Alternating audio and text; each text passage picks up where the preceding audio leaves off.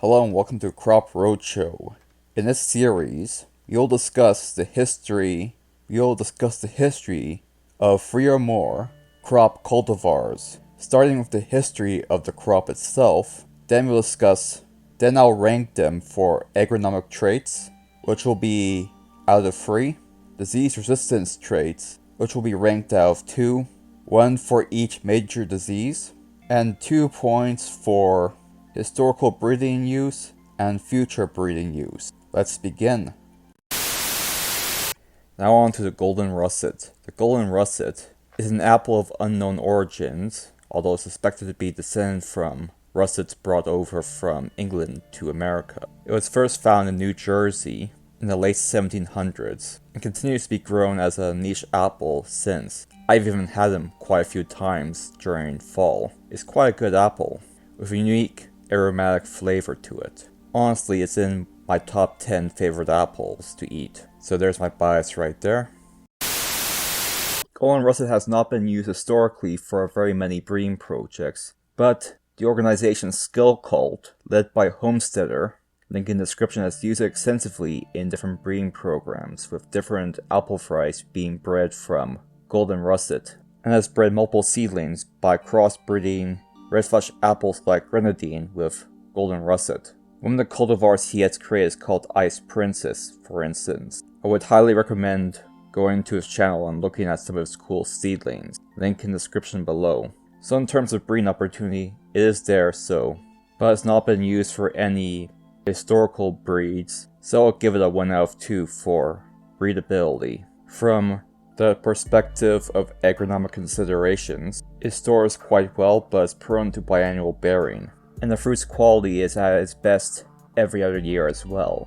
But it does keep long in storage, and it does have a nice weeping look to it in terms of tree architecture. So for agronomic traits, I would give it a 2 out of 3, for a total of 4 out of 7. Now on to the history of the Kerry Irish pippin. It was first mentioned in 1802, but prior to being recorded in documents, it was grown for a long time prior, but for how long remains unknown. It was popular in the Kilkenny and Antrim, Ireland counties. Its parentage is unknown, but the fruit artist and collector William Francis Hooker made an engraving of this cultivar. In terms of qualities, I was unable to find any disease resistance traits one way or another regarding scab or fire blight, as what sources I could find were either contradictory, i.e. one contradicting the other, or unknown. I'll give the disease rating a 0 out of 2, but it will not be counted to the final mark of this cultivar. As such, it'll be marked out of 5 instead of 7. From a historical breeding traits perspective, it gets a 1 out of 2 because the guy at Skill Cult is still breeding with this cultivar, but there are no examples of historical breeding of this cultivar. In terms of agronomic considerations, this cultivar has a unique boysenberry flavor to it, and unlike more common early apples, it can store for 2 months. As such, I would give this agronomic trait ranking a solid 2 out of 3. Now on to the next cultivar.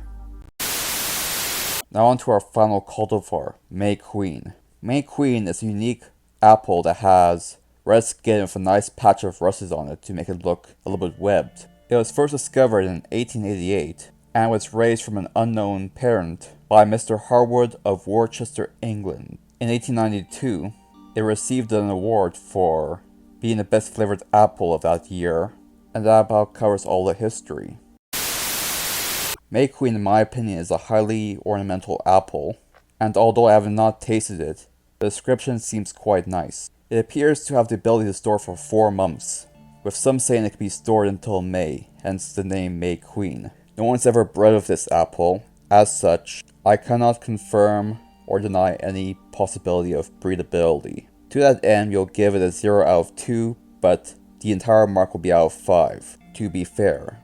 In terms of disease resistant, it has unknown resistance or susceptibility to fire blight, but it is resistant to scab, so I give it a 1 out of 2.